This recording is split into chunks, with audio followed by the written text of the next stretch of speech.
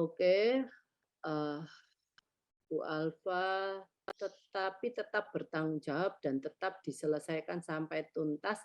Selesai belajar baru saya urut-urut tangannya. Dan dia sangat senang sekali, langsung bilang, "Terima kasih mama." Aduh, nice banget anaknya Bu Alfa ini ya. Ya mungkin, anak kita jadi nice nggak nice itu sebenarnya kita yang harus alert kapan kita mengingatkan dia, "Oh saat ini kamu harus bilang ini, harus bilang ini." Dan lama-lama akhirnya itu menjadi suatu kebiasaan. Jadi walaupun kita nggak, mengingatkan, anak sudah bisa. Anak sudah bisa, dengan spontan untuk menjawab, gitu ya. Tadi ada yang ini, yang, apa namanya, tanya anak yang spontan ya rasanya, di mana ya? Eee, maaf ya, kok rasanya bagaimana mengajarkan anak saya untuk bisa spontan? Oke, saya cuman mungkin kalau ada ya, spontan itu begini, nanti saya kan masih mengajarkan komunikasi satu arah, nonverbal ini masih. Nah, spontan itu bisa verbal, bisa nonverbal. Kalau spontan verbal, itu ya pastinya ya seperti ibu dan bapak harapkan anaknya tiba-tiba spontan bilang, minta air, minta makan, minta sendok, minta piring, apapun yang dia butuhkan, dia bisa secara spontan meminta atau mengatakannya pada orang-orang sekitarnya. Nah, itu yang saya tahu spontan tanpa ditanya, "Kamu mau apa?" Nah, itu ya. Jadi saya bilang, "Ya itu, Bu, harus harus dimulai dari kebutuhannya dia." Karena ibu-ibu itu sekarang itu, sebenarnya kebutuhan anak ini dalam satu harinya kan banyak. Nah, itu jangan ibu ibu berikan kalau dia tidak. Jadi gini, semua yang diminta dia kecuali pipis sama BAB, jangan berikan, itu harus berikanlah itu for free, ya. Tapi kalau mamanya seperti orang makan, dia suka makan, oke, makan 1 sendok, oke sekarang, coba tirukan, ya, saya buka saya sebentar. Dalam satu piring makanan itu bisa berapa sendok? Bersendok-sendok. Nah, oke, paling dikit paling 20 sendok ya. Tiap kali sendok, dia saking senangnya, "Oke, tirukan." Ya, mungkin kalau bisanya tirukan ini. Oke, habis itu sendok lagi, tirukan. Nah, jadi, sebelum kita kasih sendok, disuruh anak menirukan kalau anaknya cuma bisa menirukan. Oke, sendok lagi, tos. Nah, semuanya itu sebenarnya itu sudah bisa, tapi kita cuma ngulang dan dia juga enggak mengeluarkan effort, karena dia juga udah bisa.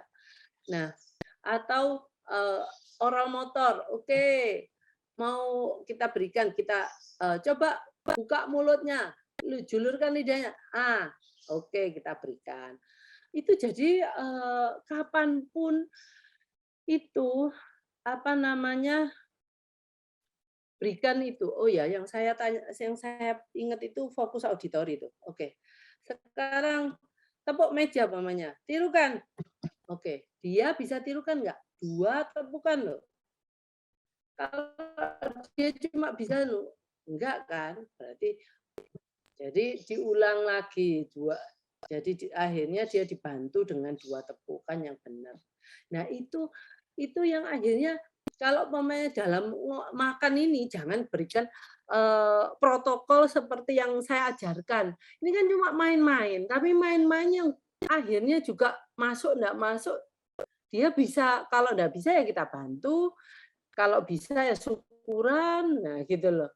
Jadi jangan, kalau kita mau menunutkan, memberikan umpamanya ini kan lagi buat makan, saya menunut makan untuk melatih sesuatu yang sudah bisa tetapi kita ulangi. Nah, itu jangan berikan, protokol yang seperti yang sudah-sudah, "Oh tidak tidak," baru dibantu, enggak, ya udah loh kalau nggak bisa, "Ini loh." Jadi kita kan tahu, "Wah, anak ini masih belum bisa ya, belum bisa." Tapi orang tua nggak wajib untuk berpatah semangat gitu loh, bahwa saya harus ngajarin seperti ini, enggak, tenang aja.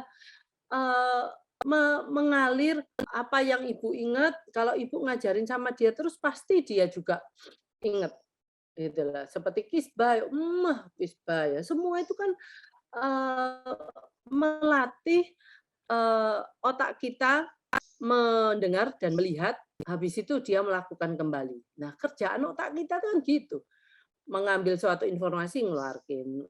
Nah, ini yang menirukan ini yang paling gampang toh. Langsung dia dapat, langsung dia keluarkan. Jadi latihannya di sana terus. Kalau itu apa, sudah bisa, mungkin ibu ngomong, "Oke, katakan ya."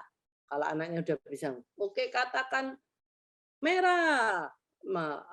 Apapun kata-kata yang mungkin, apa namanya, yang baru dipelajari. Seperti dia baru belajar buah pir, oke, katakan buah pir.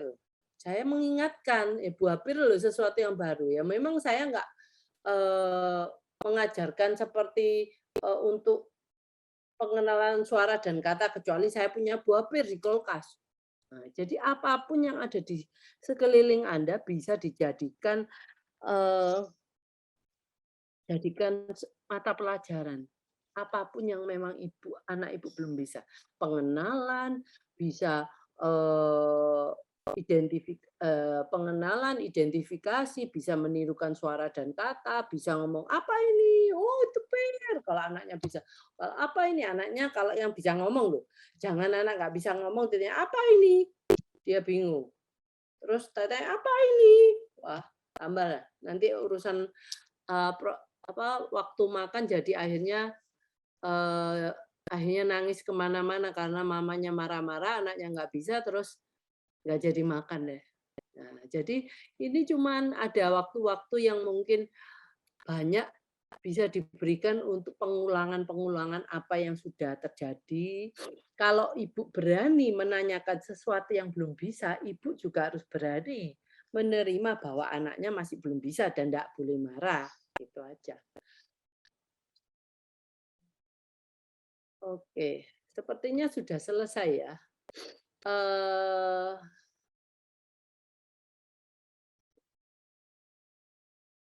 cuci tangan pakai sabun cair atau kalau mau sabun cairnya di itu, Bu, diencerkan, agak diencerkan lagi. Jadi, busanya ndak terlalu banyak. Atau dia itu beli di licinnya, karena kan sabun cair itu licin, susah untuk menghilangkan licinnya dari kulit, oke. Oke, kayaknya kali ini ya, untuk sekarang udah jam 4:10. Menurut ibu-ibu dan bapak-bapak ini apa, untuk warna ini, eee, Anda sudah capek nggak? Saya,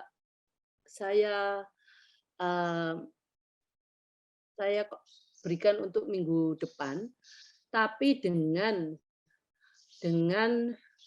perjanjian, saya tidak akan menjawab pertanyaan. Saya akan langsung bicara mengenai kosakata sebagai dasar komunikasi ini ya, warna dan bentuk, untuk pengenalan warna dan bentuk. Tolong, untuk Ibu dan Bapak yang sudah menjalankan bagaimana membuat anak-anak mengerti pengenalan benda ya, yang minggu lalu itu benda dan kata kerja. Eee, kalau itu karena ini satu paket sama warna dan bentuk, cuman lain. Kalau kata kerja itu paling lain. Benda, sebenarnya benda itu ya enggak terlalu susah lah. Nah, warna dan bentuk itu susahnya seperti tadi ada satu ibu yang ngomong, kalau sudah tahu warna dalam bentuk segi empat, mau kartu.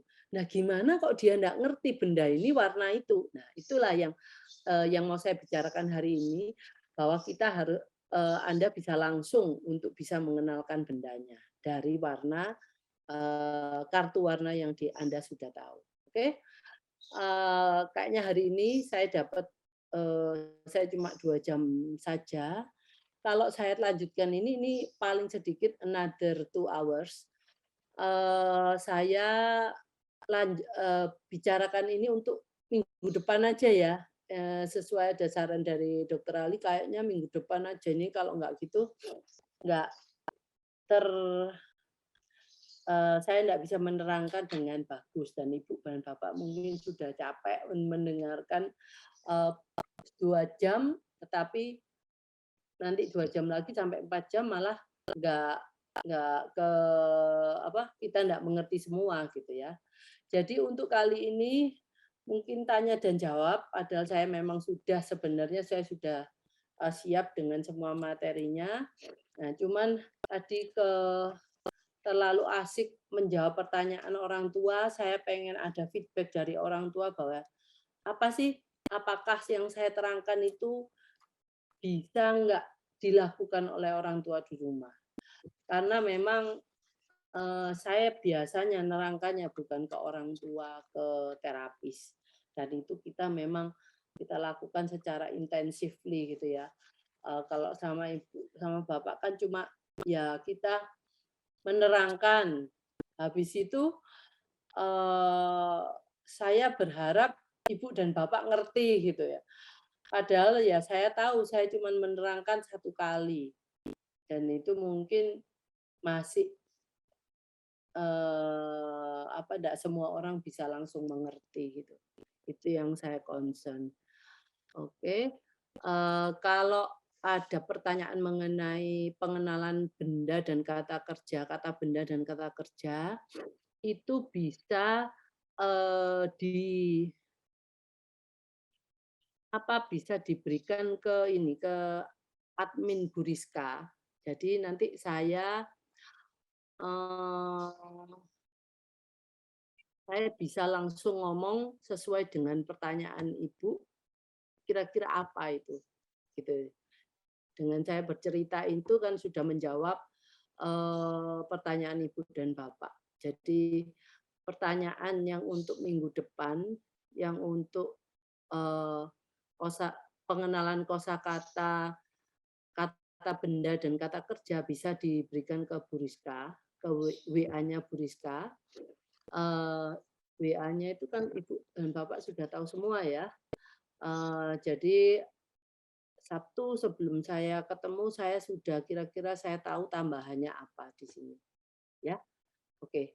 Selamat sore, eee, selamat sore semuanya, selamat bereksperimen. Saya harap Anda, eee,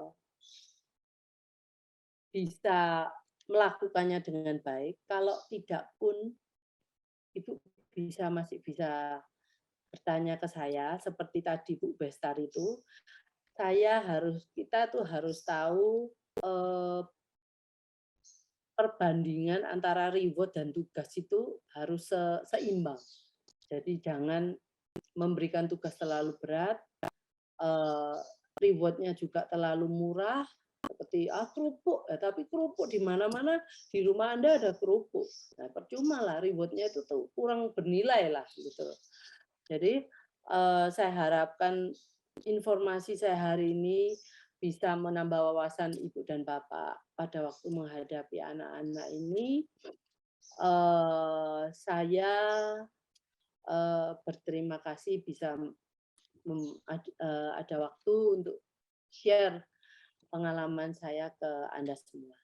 Oke, selamat sore, selamat berakhir pekan,